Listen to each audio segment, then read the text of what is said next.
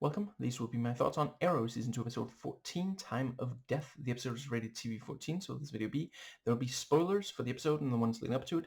Another episode I absolutely loved. I'm going to start with there's just one deleted scene on the Blu-ray after the family dinner, which goes slightly better than the average American Thanksgiving dinner. There's basically Dinah reassures Quentin that, there will always be a connection between them, but that doesn't mean that they're going to be together romantically, which is a really important thing. It can be really difficult to accept, but that does happen sometimes in real life, and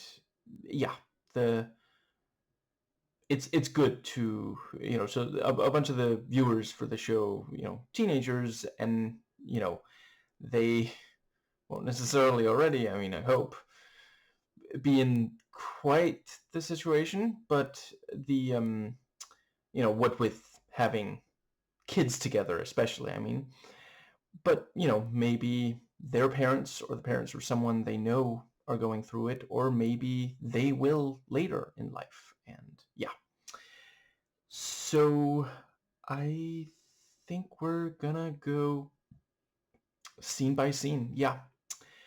So I didn't watch this on Christmas Eve, but it still feels like just an ever so slightly belated Christmas present.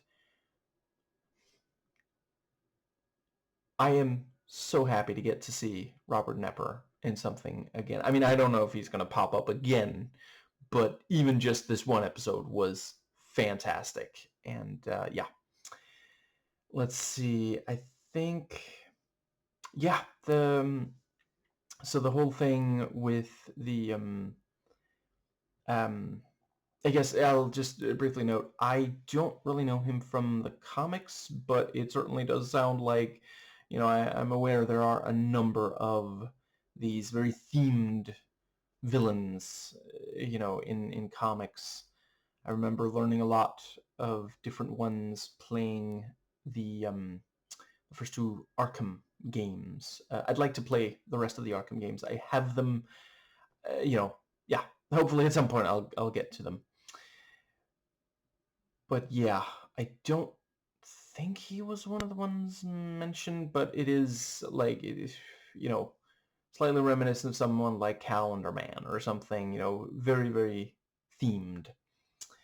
And a very, very cool idea, too, that he's just always calculating exactly how long. And if they had followed the exact, he told them, exactly how long to wait for. It's not like he just cut off contact, and it is very understandable that the other guy was like, well, we can't wait here, we're exposed. And I think it was very clever to have they hide in this protest. And we have another mention of Cord Industries, as in Ted Cord, so that's very cool. And they did a really great job of establishing very early on. I think it is here at the very start that we have him cough, and later we find out, he is dying. And I think that does bring us, yes. So really, really cool seeing all three of them sparring. And, poor Felicity. I'm glad that it was a positive outcome for her arc in this episode. And it seems like Laurel is also on the right track. Laurel has been getting worse over some episodes. I forget if I've said before, but watching this episode, I'm not sure if I realized for the first time or just remembered, but they really did a great job casting the Lance family. So obviously, what I'm about to say, I'm not saying it's like the most important thing, but it is really great when you can do it. And it's not like it meant that they didn't get, purely incredibly talented actors, but yeah, they do look like they are related. And I think that pretty much gets us. Yeah. So, you know, Felicity sees them sparring, and that's already like, I can't do that. And then you have the thing about like, there's bleeding, but not that much. And yeah, at that point, Felicity like, that's definitely not, yeah, she, yeah, she's worried about, you know, yeah, really, really nicely done because it is, like for a while, Team Arrow was, yeah, for months and months, it was just the three of them. And, now Sarah, she's staying in Starling, so is she gonna, there's a, I feel like she's probably part of the team now, more or less officially. I suppose Roy is as well. But yeah, there's a little bit, she's a little worried that there is, at the very least, Roy is not going to take over, certain of the things that Felicity does. But yeah, then they start like comparing scars and just talking about it like it's, yeah, very, very casually, And then Felicity goes, I have a scar. It's in my mouth. Because wisdom, you know. And Sarah going, you're still cute. I mean, she's not wrong. Point to where there is an inaccurate statement in that line of dialogue. It just, but yeah, that's obviously not exactly what, you know, Felicity was hoping for. And meanwhile, the two guys are like, what? Felicity, what are you talking about? Just, yeah. And I think, does that bring us to the first of the flashbacks? Maybe let's do that here. So, yeah. Let's see. The very first of them is yeah. They they're on they're using binoculars and they're like, well, how are we even how are we gonna get there? And the thing about like, well, how are we gonna get past the guards? I feel like it's one of those things that the show does really well. On the one hand, it's like, okay, so he has 8 guards, all of them are armed. I mean, Slade is, very formidable right now. But at the same time, I could also see how it could hypothetically be a problem. Certainly, hypothetically, could he start to escape from them, or maybe he has something up his sleeve? I wouldn't rule out. And the fact that Sarah's the one saying she is the one of the three who knows Ivo the very best. So yeah, and yeah, we have the plane, and they try to wave it down, and then it's shot down. I think that does bring us to, yes. So yeah, the welcome back party. I really like the thing about, well, when you come back from the dead, it's a Queen family tradition. Well, holding grudges is a Lance family tradition. Which is such a great line because, like, I mean, obviously she's especially referring to Laurel, but, I mean, I guess I'm not 100% certain about Dinah, but the other three, they do hold grudges, they don't really, yeah. So, perhaps Sarah less so than the other two, but, I think that pretty much, uh, yeah, so the party itself is quite nicely done. Oliver trying to get Laurel to come by, and Quentin saying, she's not coming, and he actually apologizes. I really appreciate how much growth he's gone through. The you know his character archetype can get really irritating if you don't play it just right, because basically, when we first meet him, it kind of seems like he's there to spoil the fun, because he doesn't like Arrow, and we're watching in part because we want to see Arrow. And yeah, I guess I can. Yeah, it's not really a spoiler to say there is at least one character that has a similar thing on Dexter, and on that show they also took into account that this character could end up being really frustrating for the audience. So, and I also like the little brief awkwardness where, once Quentin has apologized and Oliver has accepted it, there's just like this, okay, well, let's go back to the party, 'cause, yeah, a lot of us cishet white men really uncomfortable expressing emotion. And I think that does bring us... Yeah, Thea does indeed sense tension between Moira and Oliver. And I like the little thing of, so yeah, Moira has accepted that Oliver, he said that they no longer have a relationship, and she's not like trying to convince him otherwise, but she's also like,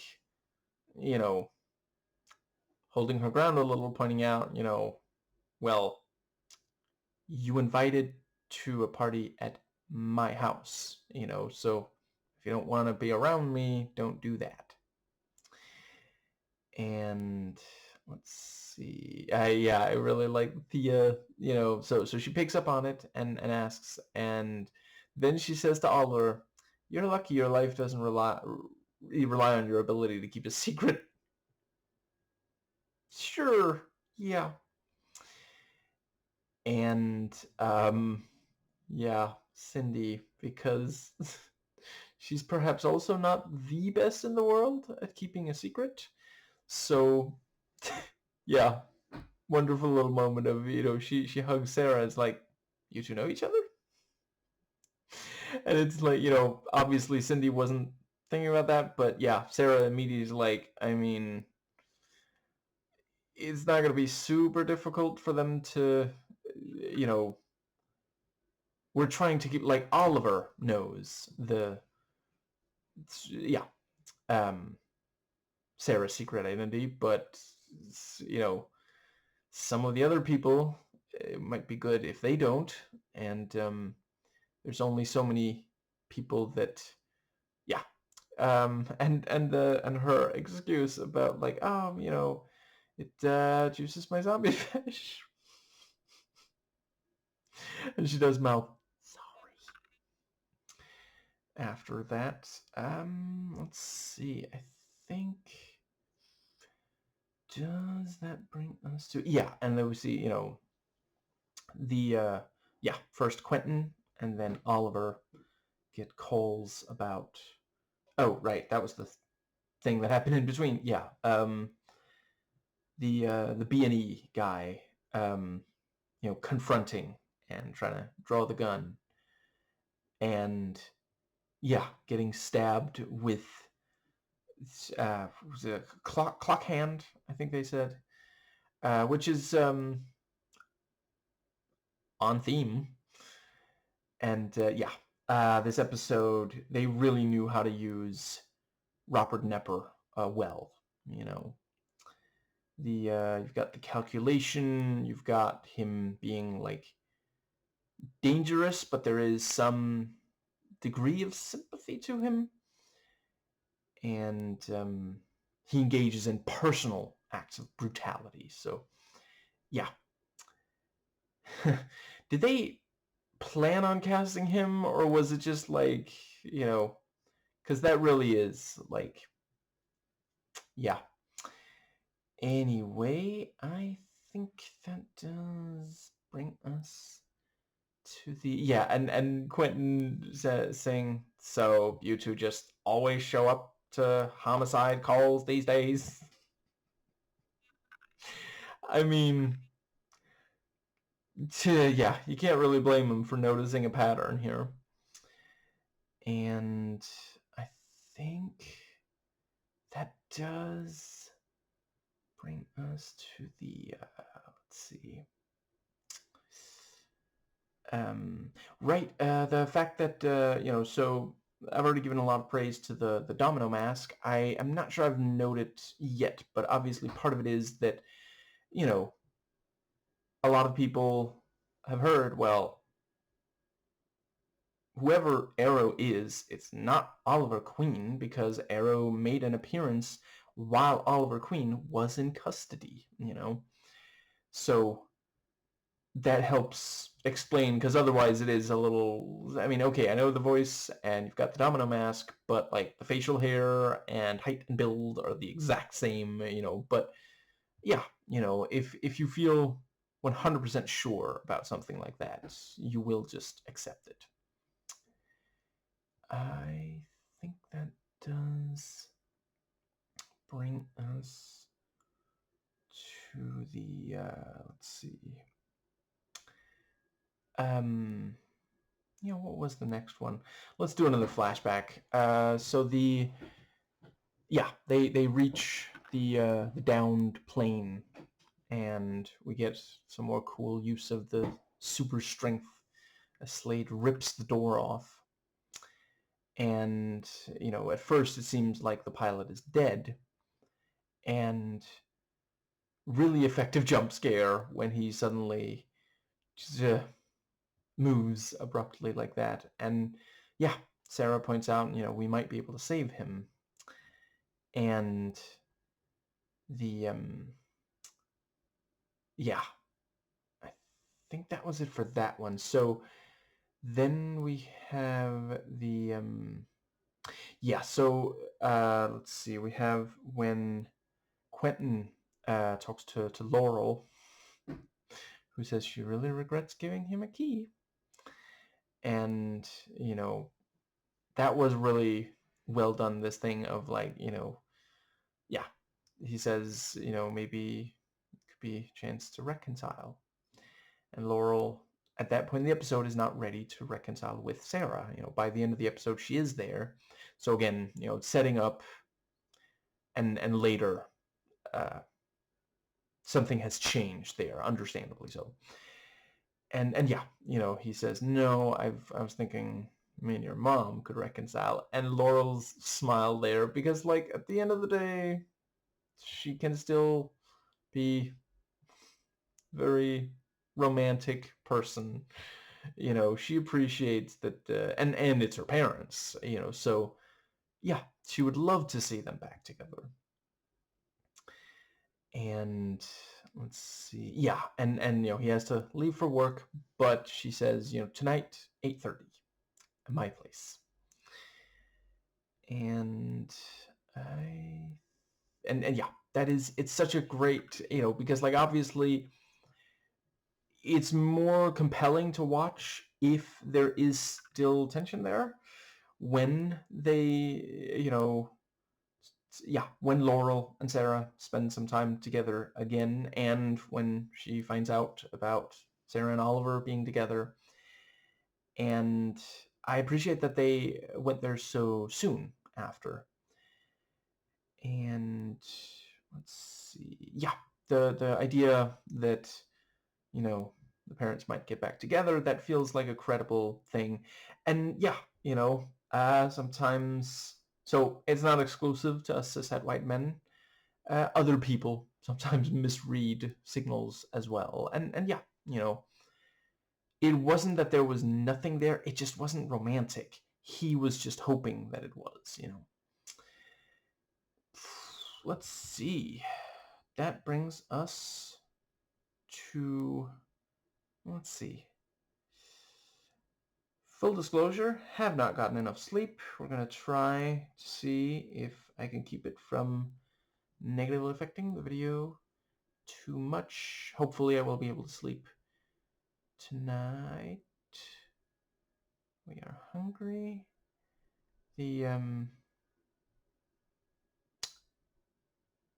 Oh wait, that was the parody lyric, wasn't it? The original was Tonight We Are Young. Yeah.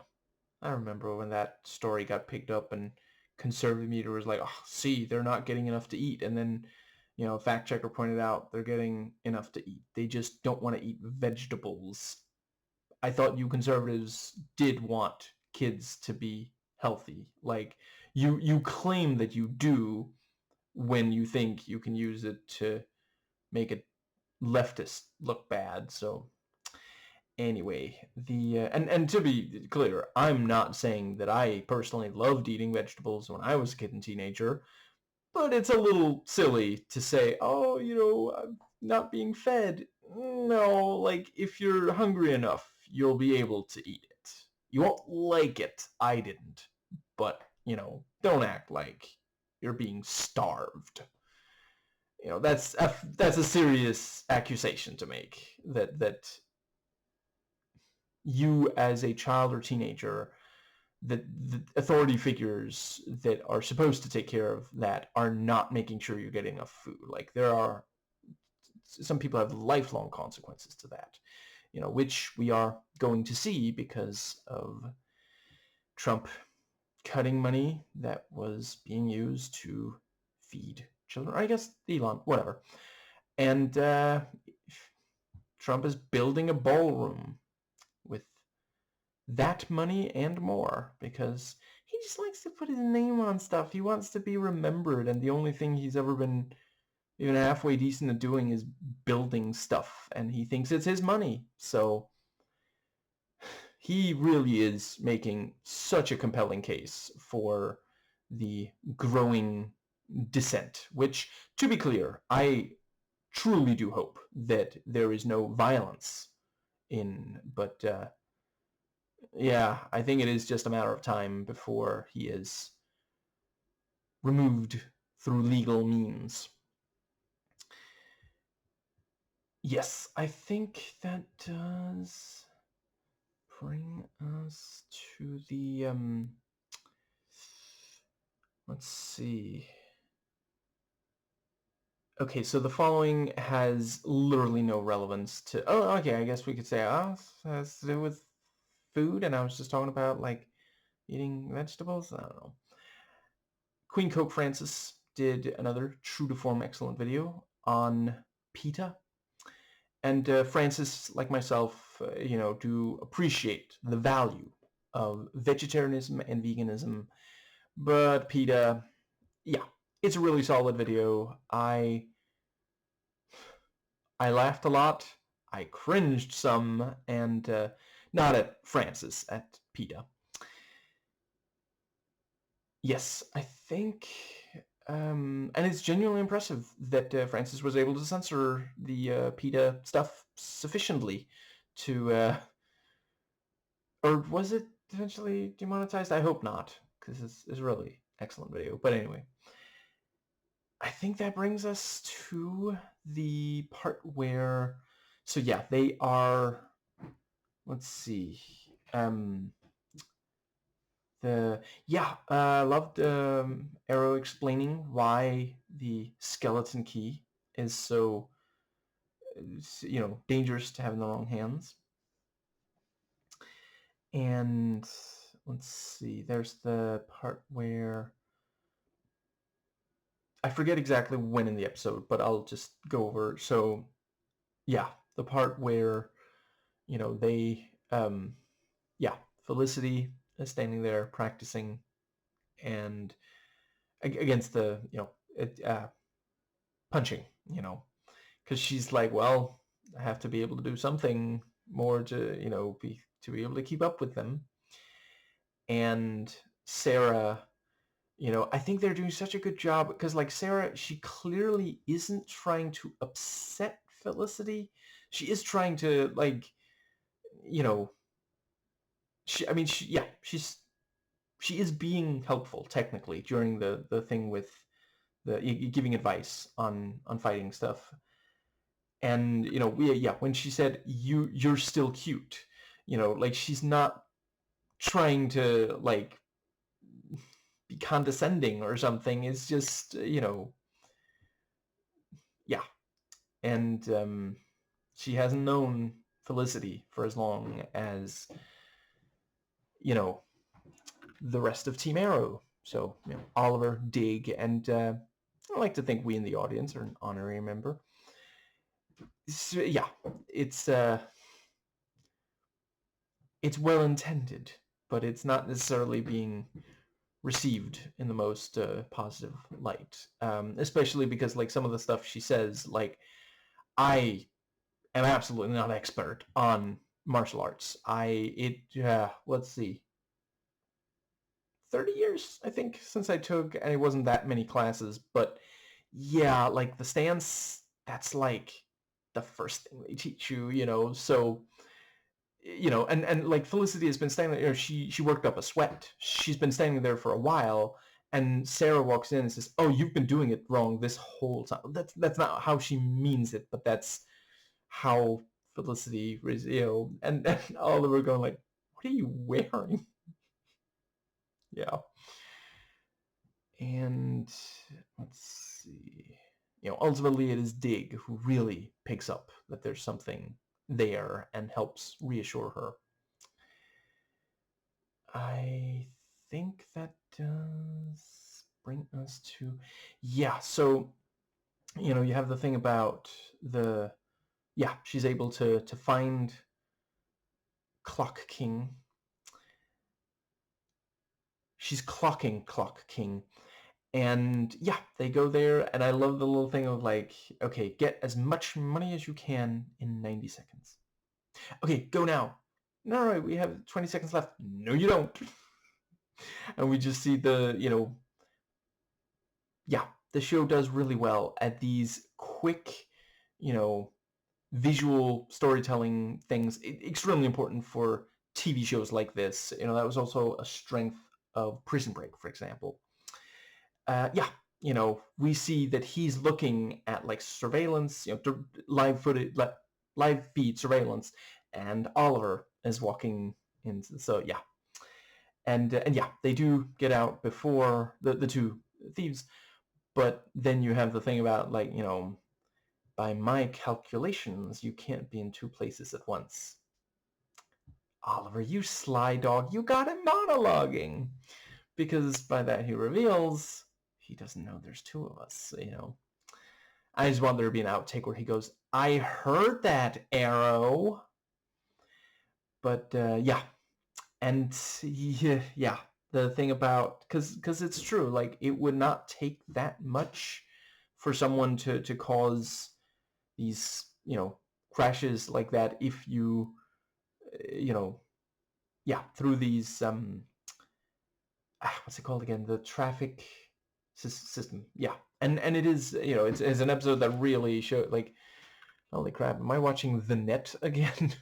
Not exactly the same thing, but modern world, we're really, really vulnerable to computer-based stuff. Yeah. The one thing I remember not really loving about that movie, but then I haven't watched in like 25 years, but I think the ending was the one thing where I was like, really? I'm not spoiling it, by the way. Anyway. And it definitely was, that it came out at a time when people were starting to realize, oh, this is scary. I think, doesn't that bring us to, yeah, and the thing about, I really, really loved when Clocking was talking directly to Arrow and Felicity, I see thee. And let's see. Yeah, very, very cool. Love the inner cutting as well of, yeah, so, Sarah goes to stop the, the thieves, and Arrow has to stop the bus. And yeah, it's like, I mean, there's not enough time for him to get into the bus. So what is he going? Oh, well, okay, he parks right between and like genuinely like there's barely room, and thankfully the bus driver stops, and it is one of those things like regardless of how the bus driver feels about Arrow, like he's not gonna want to run into him, so yeah. And it really was absolutely last second, um, in several ways actually. Arrow stopping the bus, the bus driver hitting the brake. Yeah, really, really nicely done on that. And I think that brings us to the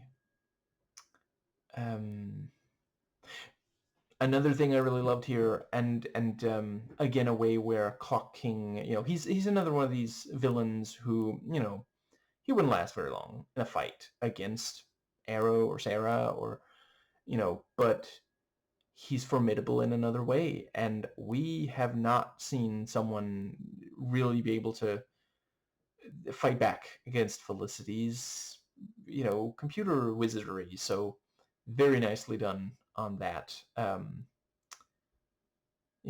He hit them at home, and I think, yeah, and very clever. She throws the one of the sticks and gets blood, and poor Felicity, she's like, oh, we can get the blood sample to the hospital. I said, no, I'll look at it, don't worry. Poor Felicity. And like Sarah, genuinely, she's not trying to, she would not at all want to replace Felicity, but she's very solution oriented. She is more adept at the, she has skills in the physical sense. She's not the best at the like, she's better than some other characters, especially some of the men, but she's not the very best at, like, you know um yeah, being able to pick up that Felicity, that is bothering Felicity. And I think that does bring us to, which, again, part of it is the fact that she just doesn't know her that well. Yeah, I think so. That brings us to the part where, yeah, and it's, at one point Sarah even asks, "Hey Felicity, can I use your computer?" And it's like, it's a polite thing to to ask before, but it also, like, again, to Felicity, it sounds like Sarah's saying, "You don't mind if I just completely replace everything about you on Team Arrow, right?" And yeah, I think, I mean, she does have some issues with her family, so she is worried about being, yeah. Let's see. Maybe a little bit of an abandonment issue or something. But yeah, they very quickly find him because of the yeah, the condition he has, and the how good he is at computers. I think that brings us to the flashback where the so yeah, Sarah talks to Cindy's father, and it's one of those things, like, as soon as he said, "Look after my daughter, she's 12," like, immediately we're like, so Cindy, like, is that, who else would it be? But it doesn't take forever for the episode to reveal it, and it's not like it was supposed to, like, just redefine, like, hypothetically, I think it would have been, if someone watched the first season and, like, just felt 100% confident, okay, Sarah's definitely coming back, I think there's some emotional moments that you really don't get the full impact of, so yeah, I think the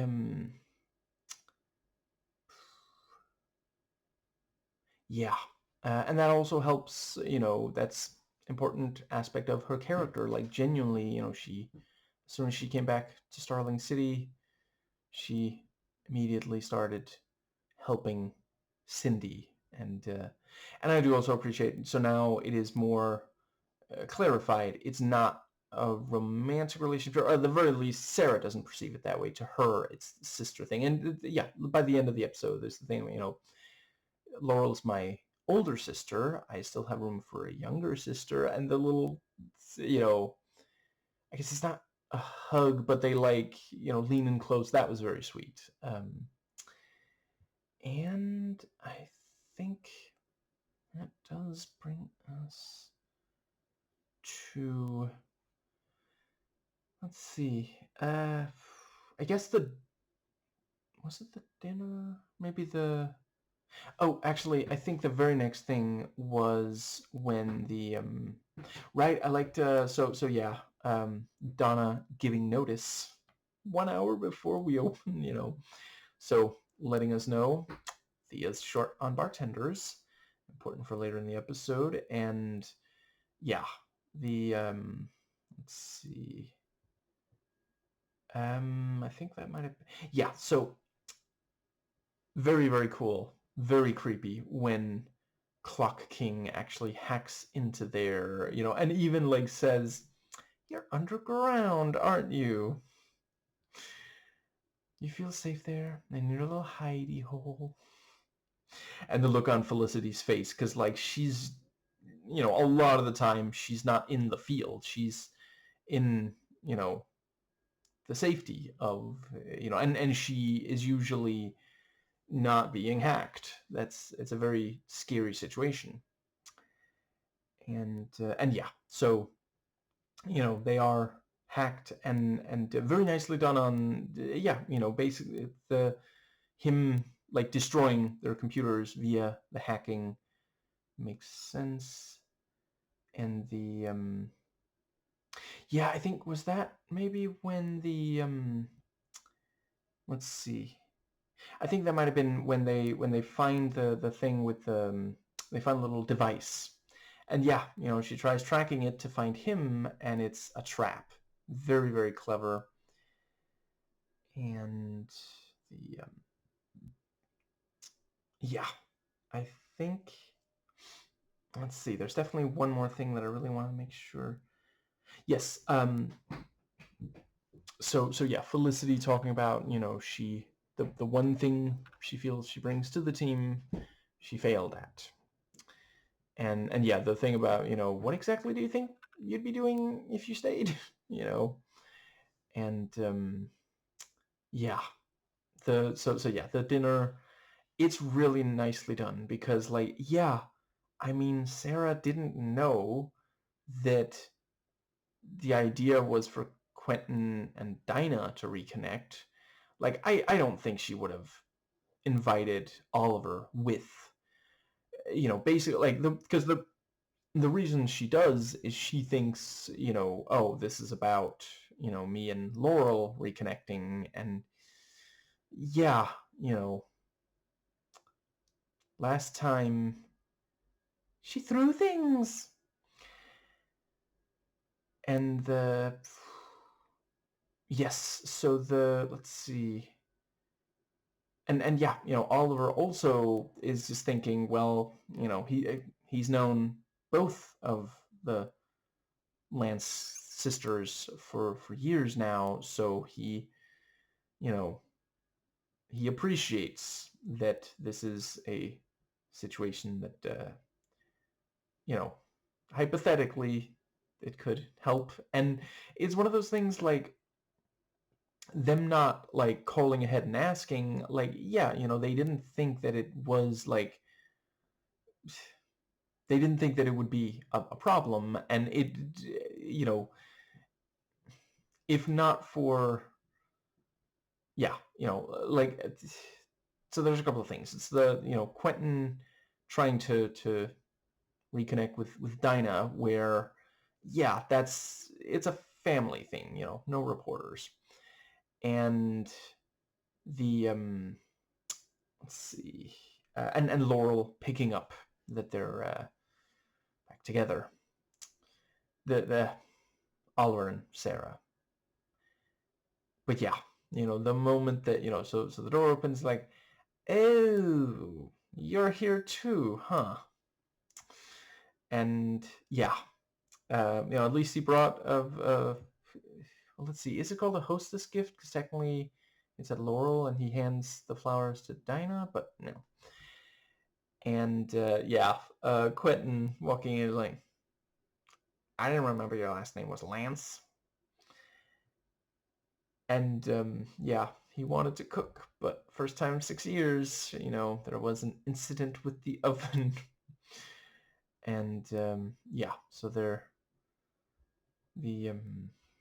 yeah, and the way that the dialogue, it feels very authentic. The way that Quentin is very like focused on, so Dinah, you could quit your job, you could make a new life here in Central City. Sarah's back. It's just, yeah, and you can see Laurel's like, Dad, you're at a 10. I need you to be at a 2. And yeah, Dinah reveals it's not just the job, there is someone there as well. And the thing about, well, everybody deserves to be happy. Because to Laurel, that sounds, yeah, it's, yeah.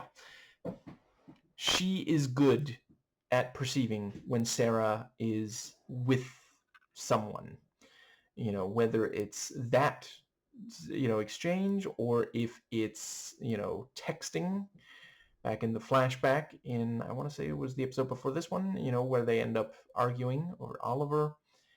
Yeah. And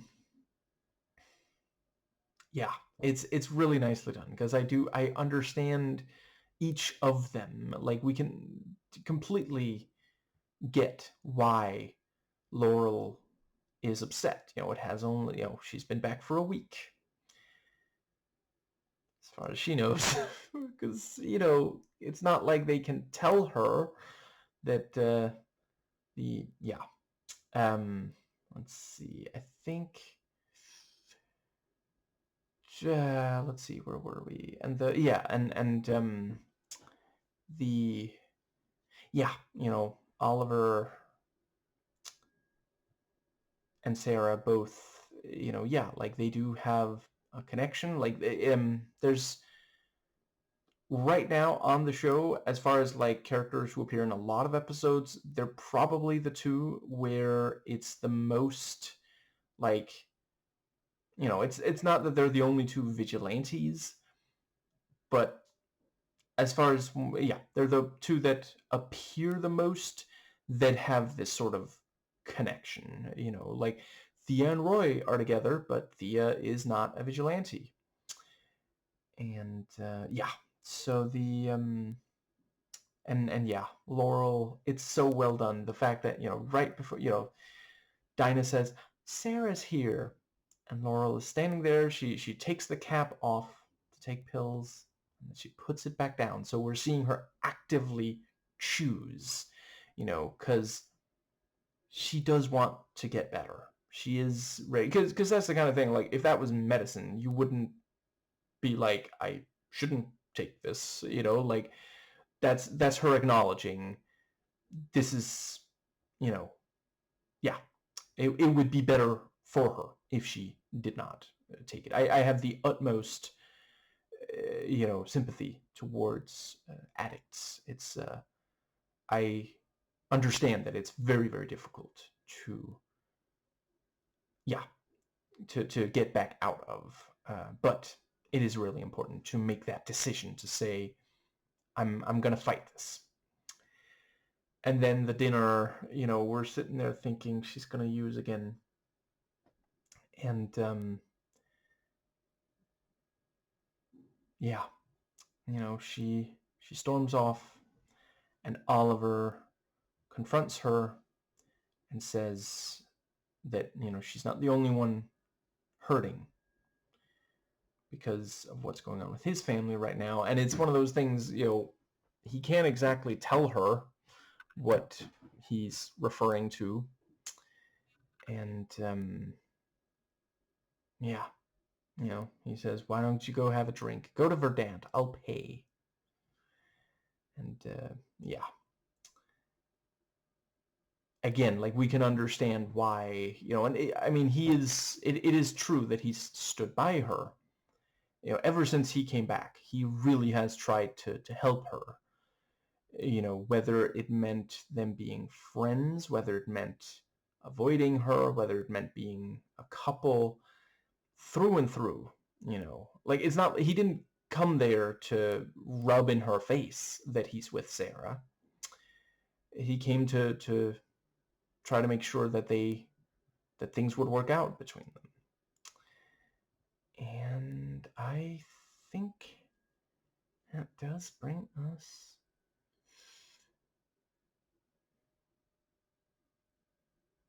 Does that maybe the final flashback, I think, is around here in the episode. So yeah, they show up with supplies, but he's already dead. And Sarah says, we're all gonna die here. And then it's like, no, there's parachutes. This might be the way they get onto the ship. So yeah, really, really nicely done. I can hardly wait.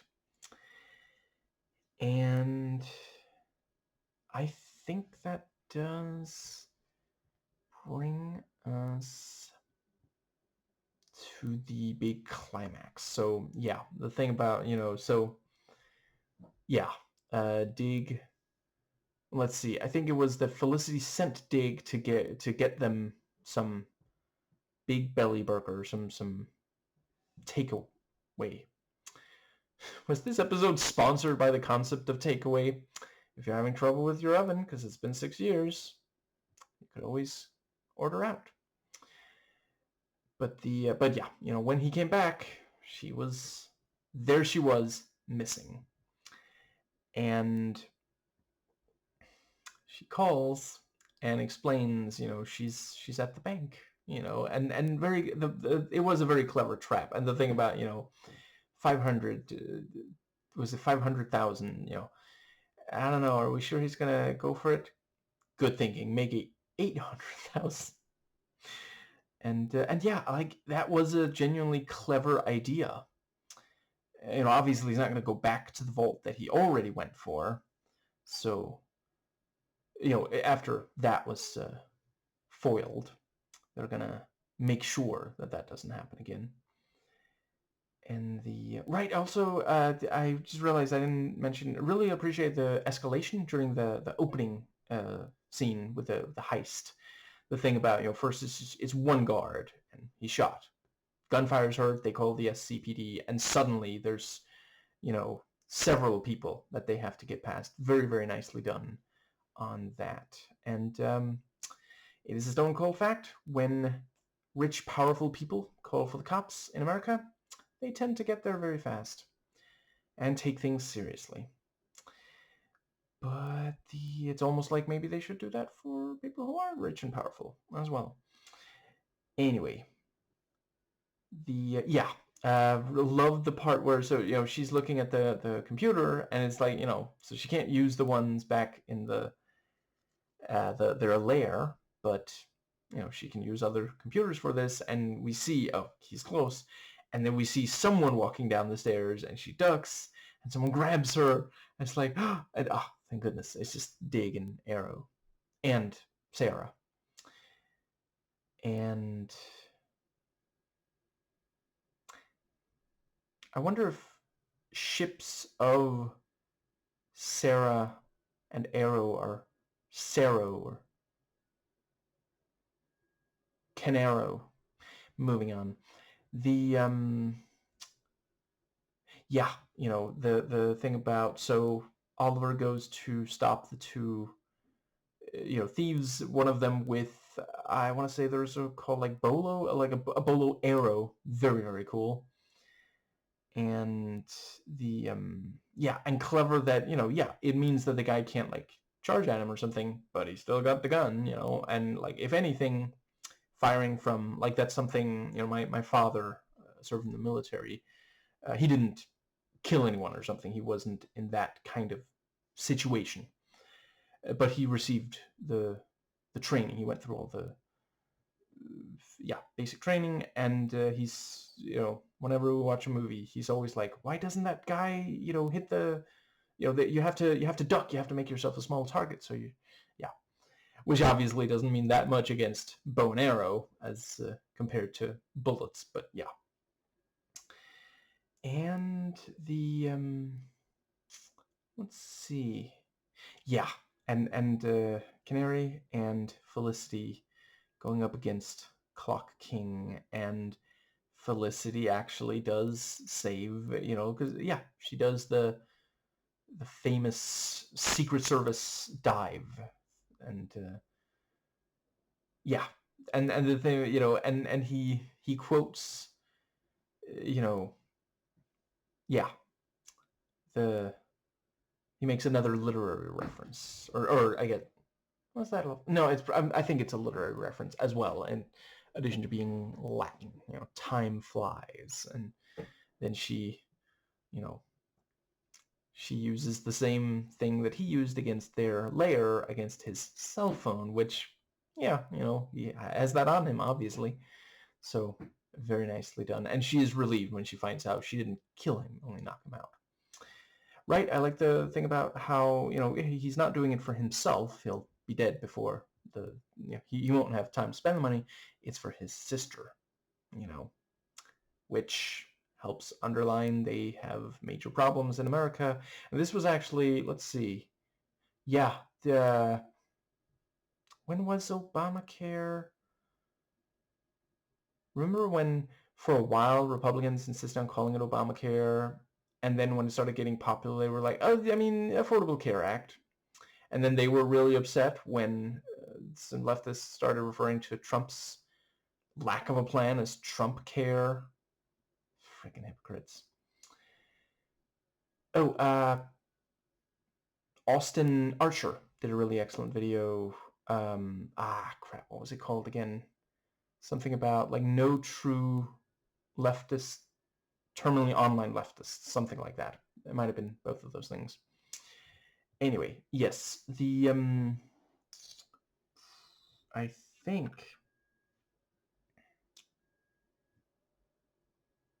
the yes, so and Sarah sews Felicity, and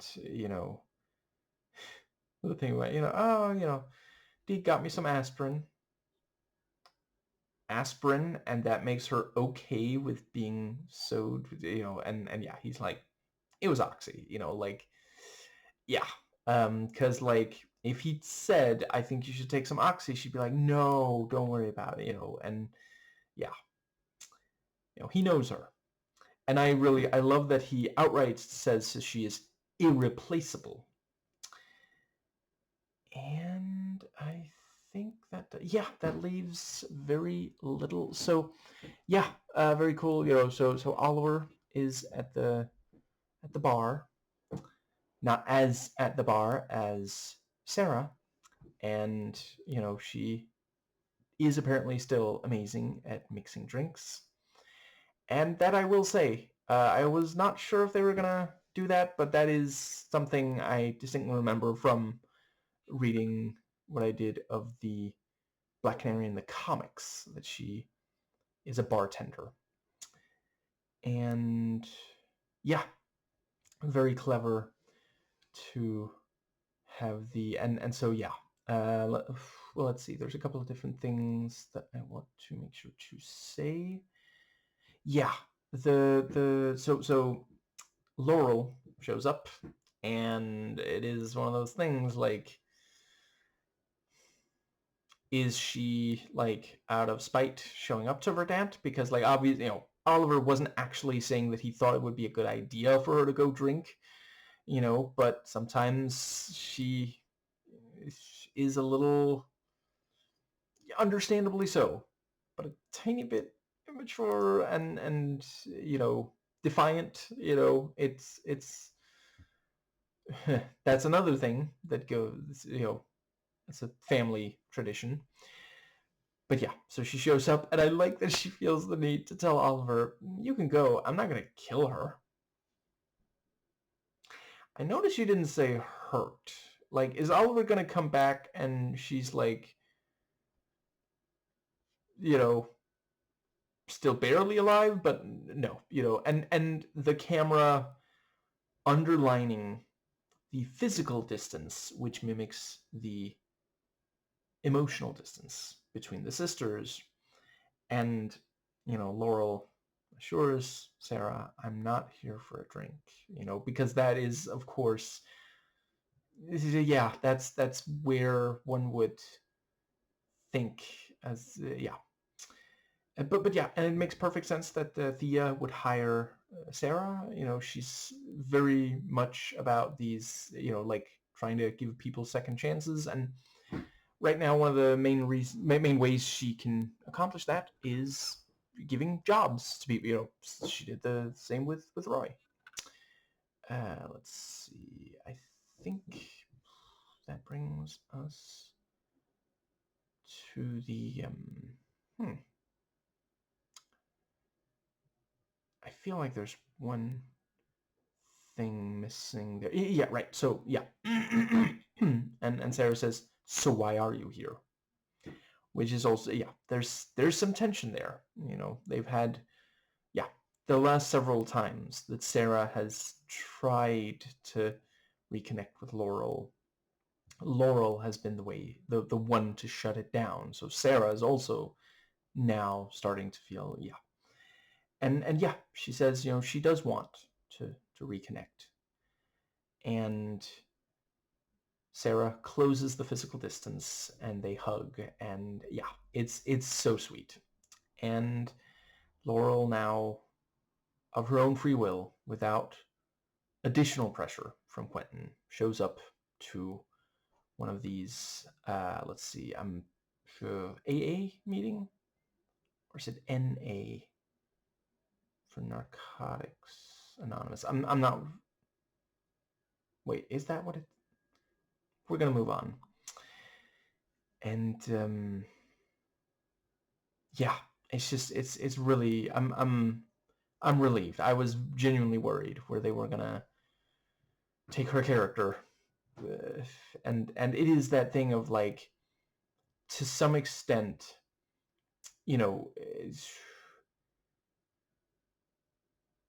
there needed to be, yeah, Oliver telling her, you're not the only one in pain, but you can still, you can make the choice to keep fighting. And the let's see, yeah, the fact that, I mean, since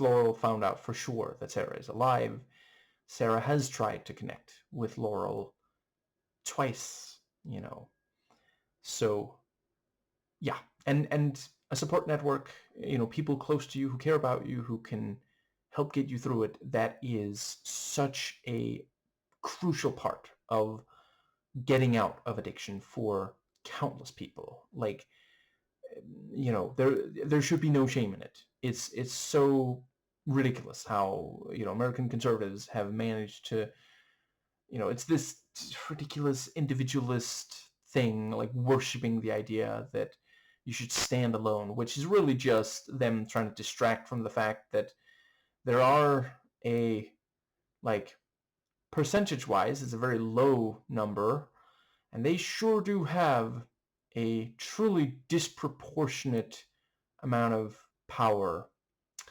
And I'm obviously not talking about trans people. I'm talking about the wealthy. And no, not all of them are Jewish. Many of them are white Christians, and the ones who are Jewish are not worse than the ones, by virtue of the faith, than the ones who are Christian. Many of the worst ones are the Christian ones. But the yeah. And that again it's a great thing to communicate this to young people. I think that's as the show is doing. And then yeah, a very clever this thing of like so yeah, Oliver receives a text. It's like Thea wrote, come home now. And Moira's like, Thea's not even at home. And it's like, can't believe she forced us, she's going to try to force us to reconcile. But that is a clever yeah, like, because she knew that Moira was at home and that Oliver wasn't, and so by making yeah, genuinely clever, yeah. And yeah, Moira says, there's she's meeting someone. And yeah, like we did see him say he was going to deal with Moira. And we weren't sure exactly what that meant, but yeah, I mean, for one thing, there's an implicit threat. Because, like, he pretends, as Oliver does, that they don't know each other. Because obviously Moira needs to not know that they do. But yeah, Slade is saying, I can walk in the door to where your mum lives. I should stop trying to do the accent. I am not good at it. And yeah, so that's definitely going to put some significant pressure on Oliver. And I'm fascinated that I thought that it was going to be a while before Slade revealed to Oliver that he was back, but I'm I'm thinking his plan does not require it to, does not require the element of surprise. Yeah, just holy crap. And the little thing of like, she says, I'm meeting someone, and you hear the voice from off screen, and it's like, no way, is that? And, just like, holy crap. And yeah, I mean, he's cleaned up very well. He does look presentable in a suit, so yeah. Um, I can buy that Moira is comfortable meeting with him like that. And let's see. And I'm sure there's also some kind of, I mean, let's see. It's not even impossible that she knows that he used to be military or something, but, if he has some position of power in the city, she trusts him implicitly because a lot of rich, powerful people do trust each other like that. Yes, I can hardly wait to see what's next. And yeah, we're a little over halfway through the season, so the fact that they're yeah, they're really getting the pieces into position for a yeah. I think that covers everything. Let's see. I do think it is sweet that Cindy's father, I mean, he acknowledges, like, I don't know you and you don't know me, but please take care of my daughter. Yeah. And let's see. I think that might cover the right, the yeah, Felicity, good on the oxy acting, just a little woozy, drunk. Are you spinning? And I, I just always wanted to be your girl. I mean, not your girl, but your girl. I know they sound the same, but they're different in my mind. And he does assure her also. It's just, yeah. Dig said irreplaceable, and Oliver said you'll always be my girl, Felicity. And I think that does cover.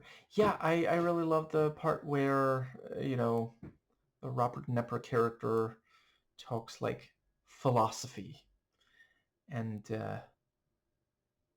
quotes, yeah, War and Peace, talking about, it's a long read, but the, yeah, it's worth it.